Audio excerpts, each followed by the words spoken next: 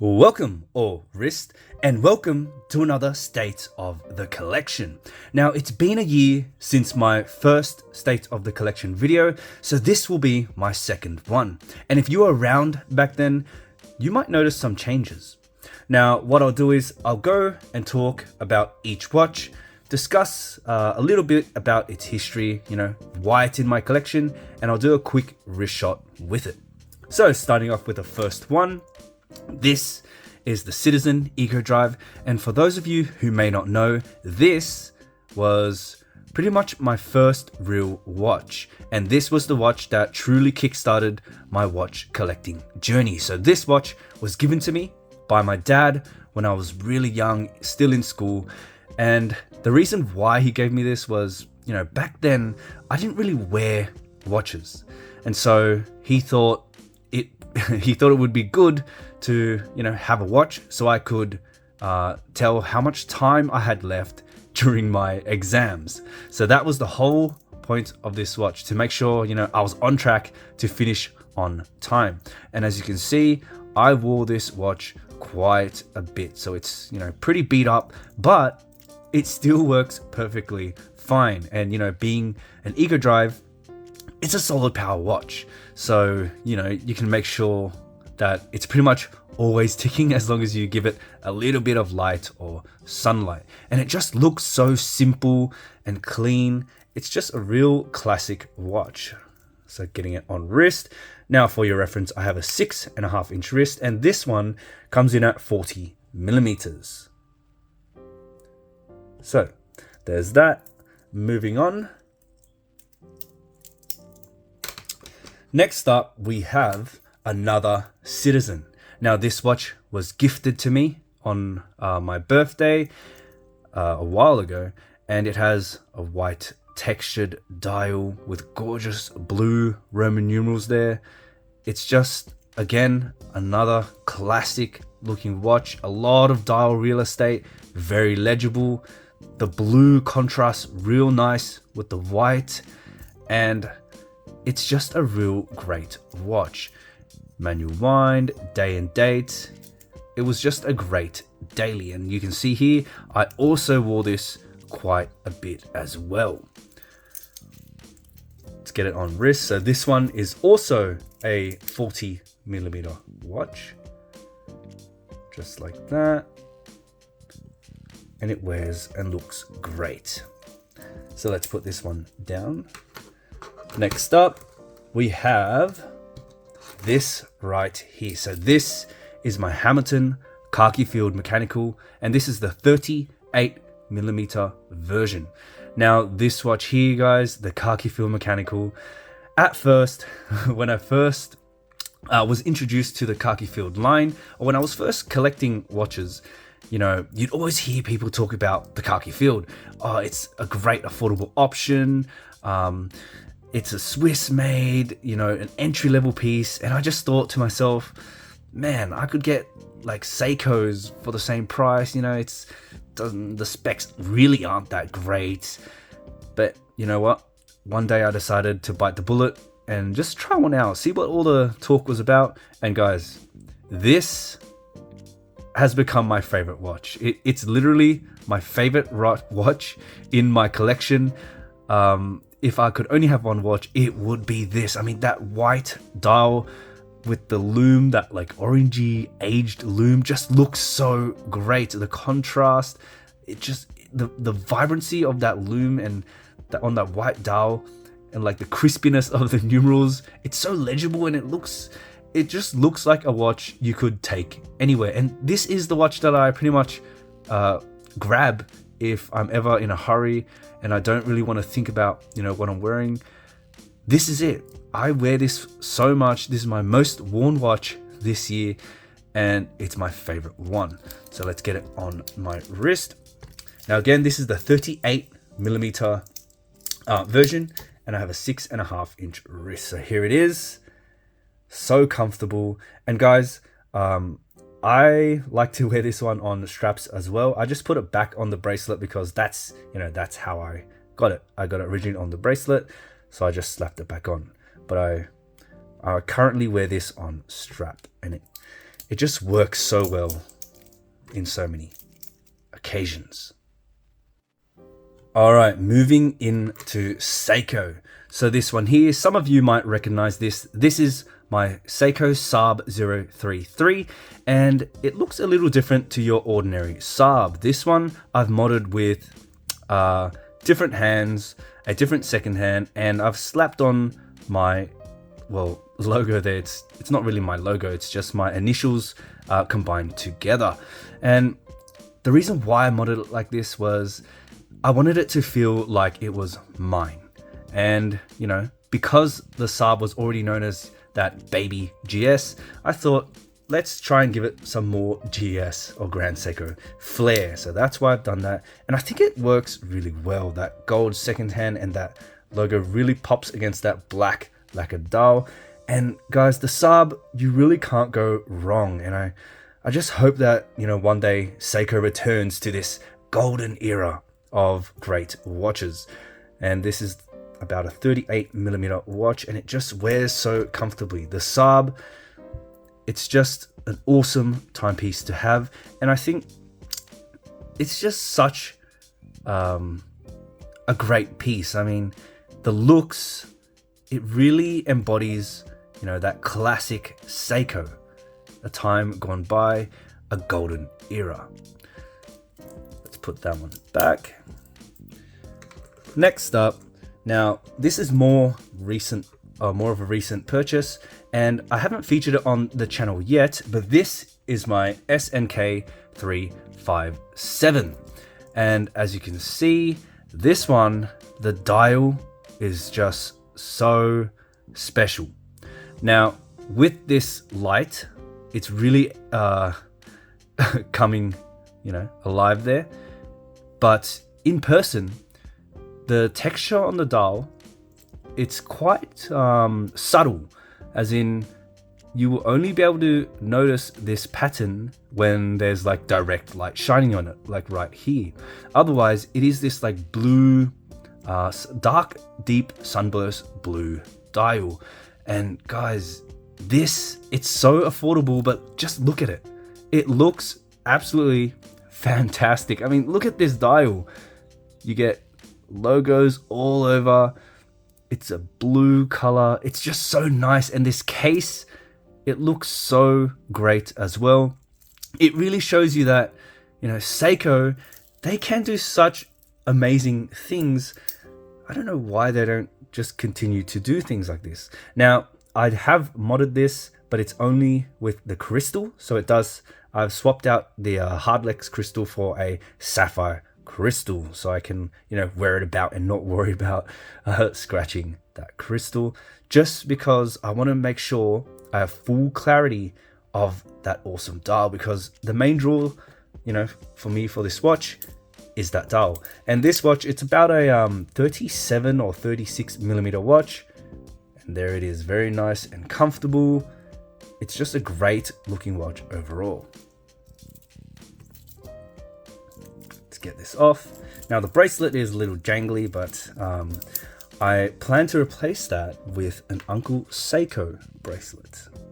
Next up is my King Turtle. This is the SRPJ89, and the reason why I picked up a King Turtle, now yes, this is quite large for my wrist, but again with, you know, my other Seikos, this really highlights what Seiko can do.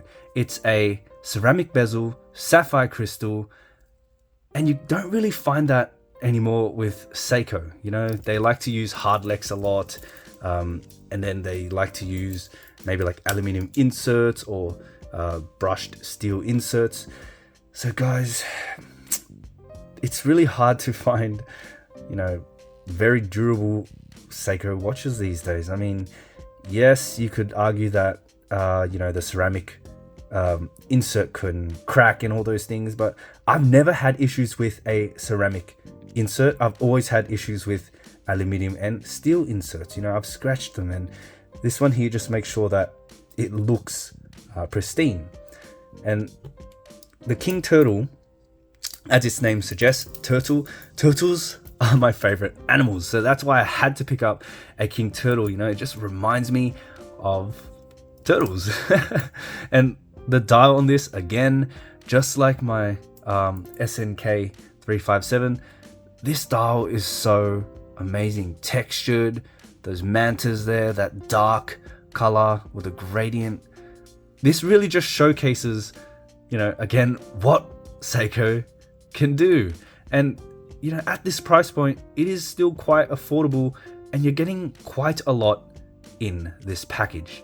And as you can see, this originally comes on like a blue rubber strap, and I've swapped it out for a strap code president style bracelet because, as you know, I am a bracelet guy. So let's pop this one back.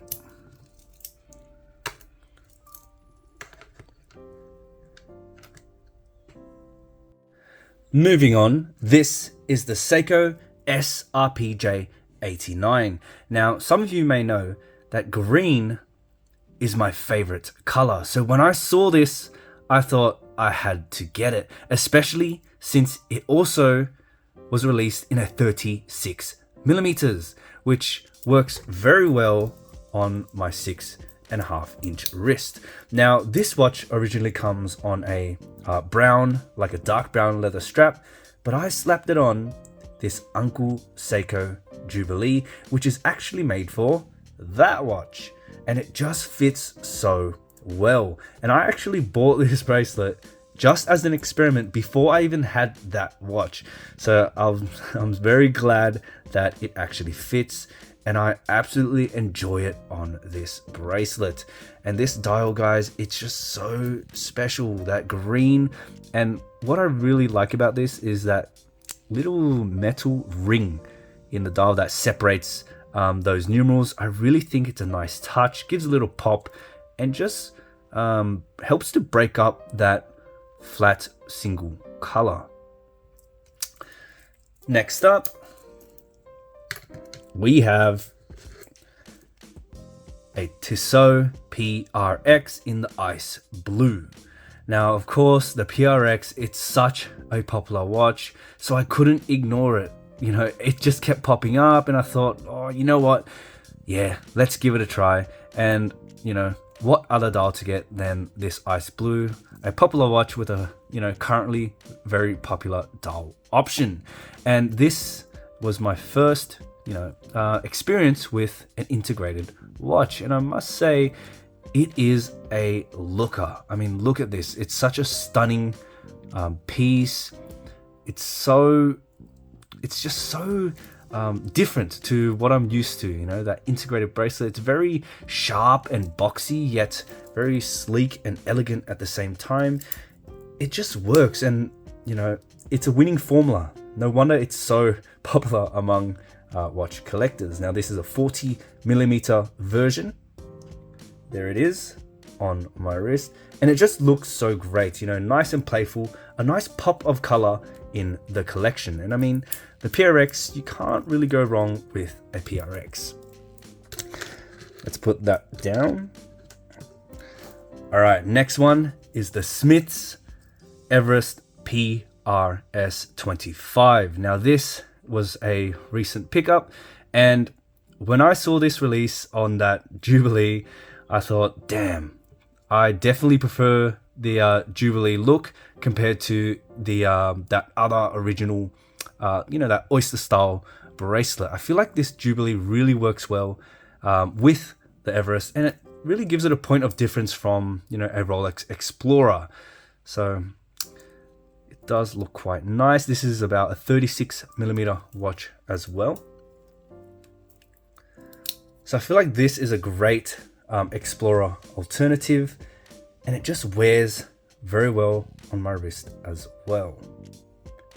Now, what I like about this one as well is it also has Mount Everest on the case back, in case you ever forget, you know, Everest on the dial, Everest on the case back. They're really pushing that heritage there, and you know what, I like it.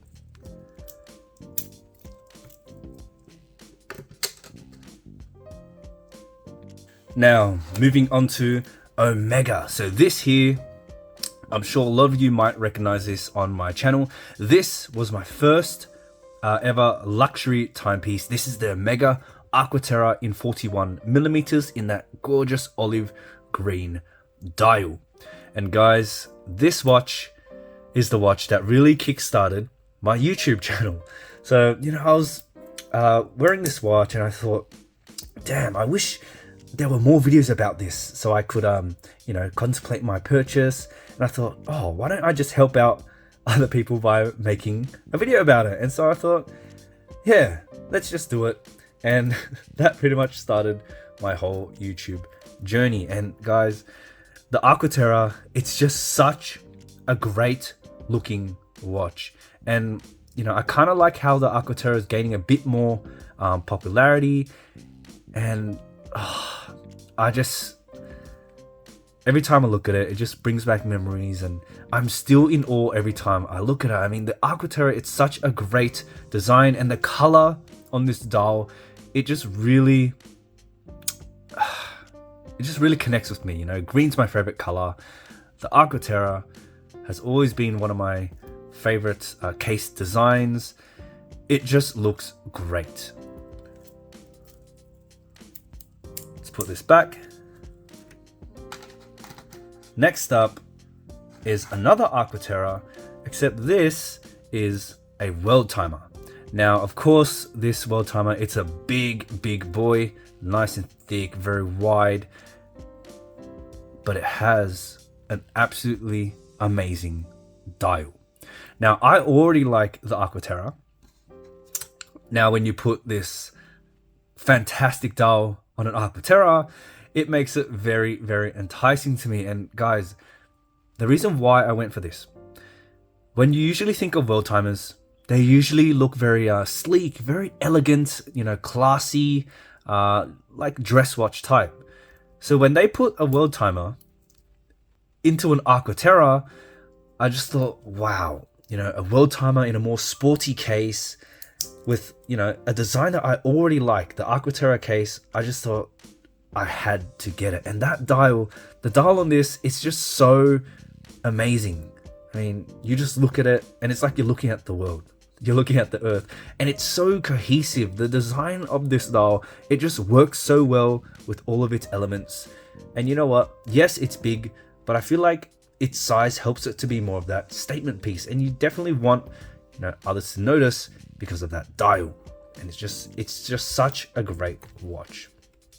Let's put this back. Now, next up is the Omega Speedmaster. Now, I'm sure a lot of you are familiar with the Speedmaster. This is the 3861 Speedmaster, the current generation. And guys, of course, I had to add a Speedy to the collection. Now, this is, I think it's about a 42mm watch. Here it is on my 6.5-inch wrist. And guys, yes, it does sound quite big on paper, but it actually wears very well. The bracelet is so comfortable, and it's a Speedy. I mean, what more can I say? It's the moon watch. Now, the reason why I got this one was the previous generation of Speedmaster never really did it for me. And I think it's because the bracelet. Now, the bracelet on this generation, it's just, look at this. It's so amazing. I think this is the best bracelet that Omega makes. It's like their, I like to say it's like their version of a Jubilee. It's so comfortable, and I just hope they incorporate this bracelet into their other models, kind of like how Rolex incorporates the Jubilee into their other models too. But, you know, maybe they'll just keep it unique to the Speedmaster, because it does look great, like a more busier bracelet with a chronograph. I think it just works well. It's so comfortable, and the redesigned dial just works, makes it very interesting to look at, even though it's just like an all black dial. This is just like that quintessential chronograph. This is my Rolex Air-King, and this was my first ever Rolex. Now, before I discovered the Air-King, I wasn't really all that interested in Rolex. You know, there wasn't a model that really captured my eye until I saw the Air-King. As you know, green is my favorite color, and this, it just popped so well against that black dial, and I liked how it was just a touch of green. You know, it wasn't too overbearing. I already had a full green dial on the Aqua Terra, and I just thought, this one, you know, it looks very unique, especially from that dial, and it just works. You know, I wanted to make sure as well that, you know, Rolex isn't very cheap. It's actually quite expensive, and you know, I wanted my first Rolex to be one that I really connected with, that I knew was really represented me. You know, I like numerals, I like the green. It was all brushed so I could wear it daily. It just worked so well. It ticked pretty much every box I had. I'm just glad I went with Air-King as my first one. It just works so well. It looks so great. I know it's a very controversial piece, but I personally am a big fan of the Air-King, and here is on my wrist. This is a 40mm watch, very comfortable. And you know, that oyster bracelet, I see the oyster bracelet as, you know, the standard of bracelets in the watch industry. It's just such a great all-round bracelet, and a great all-round watch too. Very simple, yet very in your face and quirky. That's what I love about the Air-King.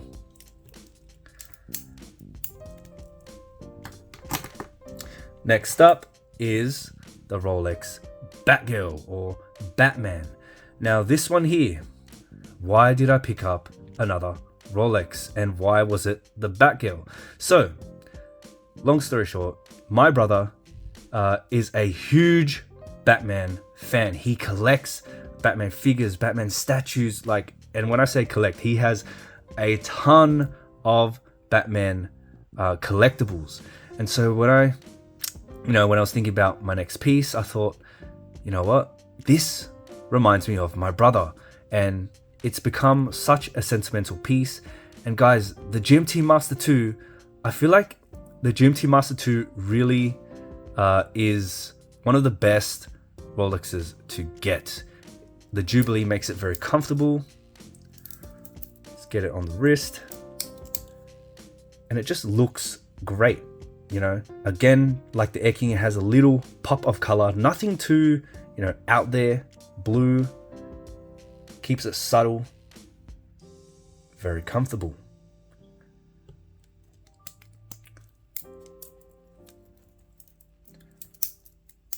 Let's get to the next one. Now the next one is another GMT Master 2. This time it's the Pepsi. Now you might think, well, you already have a Batgirl or Batman, and it reminds, you know, me of my brother. What about this one? Why did you get a Pepsi? Now, as I said with the Batgirl, the GMT Master 2, I feel like, is the best representation of Rolex in the modern era. So the GMT Master 2, it retains that sportiness, that robust case design for Rolex. It also has the Jubilee bracelet, which you know, is different from the Oyster. And I think the Jubilee, that subtle flashiness, really emphasizes what Rolex is today. You know, they're no longer that watch that you take out and not really care about. You know, yes, they can take a beating, but you know, I feel like these days they're just so expensive. They've become more of like a jewelry piece than one that you know, take out and beat out. I mean, yes, I like to beat up my Air-King, but you know, with these more flashier watches, I tend to take a bit more care with these because of the polished elements. So that Jubilee really plays into that flashiness. And guys, the bezel, red and blue, it's iconic. You know, this whole package, the red and blue bezel in that GMT Master 2 case and design, this really does, to me, display quintessential modern day Rolex. You know, it's just a great timepiece. The looks, it has all that Rolex styling, the Cyclops, the Jubilee, the two color bezel, the maxi style case. I just struggle to find another watch that really exemplifies modern day Rolex. Yes, you could argue maybe a Daytona, but then again, the Daytona, to me, when I look at the Daytona, it doesn't really represent Rolex to me, you know. But when I look at the GMT Master 2, yes, I immediately think, yep, that's a Rolex. So this is 40 millimeters on my 6.5 inch wrist, and there it is. You can see that red really pops out much more than the blue on the Batman. Alrighty.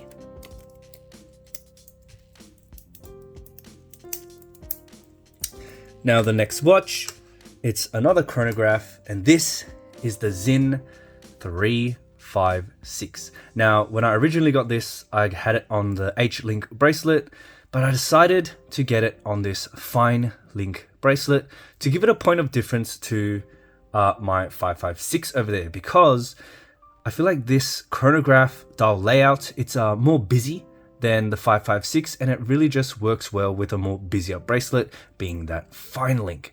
And guys, the Sinn chronograph. Now this is going to be a very controversial point, but I actually prefer this over my Speedmaster. And I think it's because the numerals, the layout, just something about it makes it more rugged. And I feel like I can definitely wear this out more. I'm not afraid to wear this, you know, because it's all brushed, unlike the Speedy where, you know, it does have that polished element. And this, it just looks great, and it wears a lot better on my wrist, being 38 millimeters. So here it is. Let's pop it on. And here it is on my wrist. And I've been wearing this one quite a lot recently, ever since I got it. And guys, it just looks so great. You know, very comfortable, the bracelet. Now, the watch is a little thick, you can see there, but do keep in mind, this has 100 meters of water resistance compared to, you know, 50 on the Speedy, and it is an automatic movement as well, so you don't have to manually wind it. Now, why is this one in the collection when I already have another chronograph? Well guys, some of you might remember that I had the IWC chronograph as well, and I kind of miss having like a numeral style chronograph, and this one, it just really ticked that box, as well as that classic black, you know, you can wear it with anything, and the size of it too, 38 millimeters, it's just so enticing, and it looks fantastic too. Very clean design, all brushed. I just love it.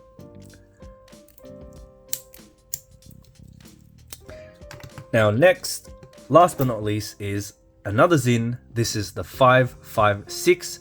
Now I got this one before the chronograph, and ever since I got this one, man, it really has exceeded my expectations about Sinn. Because, you know, when I saw pictures of Sinn online, I just thought, oh man, the proportions kind of look a bit off. But in person, it works so well. Everything just flows together. This one here, it's so legible. I mean, look at this. The numbers are nice and big. Even the indices and hour markers, they're, you know, nice and big and bold. That white color contrasting very well against the black. And it just works as an everyday watch. And I like how the date on this one, it's a very small window. So you could easily look at the dial and, you know, it could appear like a no date, but it actually does have the date there for when you need it. And, you know, you might find a similar pattern where, you know, with the Air-King 369, the 556 369, the Everest with the 369, you know, I just like numerals, and I like it when they you know, incorporate numerals with minute markers as well. Kind of looks very like an explorer, you know, a watch that you can take out and enjoy. And that's why I really like about this one. And as you can see, I have paired this with the H-Link bracelet. I just feel like the H-Link works better on the 556 because it has more of that cleaner dial, and it gives it more tool watch look. And I'm a big fan of these you know, tool watches, just like the Air-King. So that's why I have this, and I think it pairs really nicely with the chronograph, a pair of Sinns.